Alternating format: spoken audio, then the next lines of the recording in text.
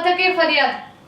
ભચાઉમાં કૌટુંબિક ભાઈએ વ્યાજે પૈસા આપી બાદમાં વારંવાર માગણી કરતા પોલીસ મથકે ફરિયાદ નોંધાઈ હતી।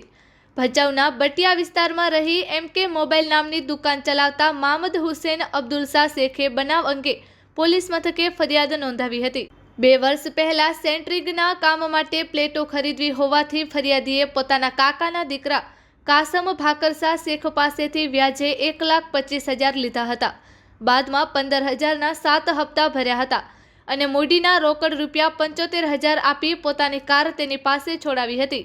બાદમાં પૈસાની વ્યવસ્થા ન થતાં તે હપ્તા ન આપતા આરોપી કાસમ શેખ વારંવાર રૂપિયાની માંગણી કરી ગાળાગાળી કરતા બનાવ અંગે પોલીસ મથકે ફરિયાદ નોંધાઈ હતી, જેની આગળની તપાસ પોલીસે હાથ ધરી છે।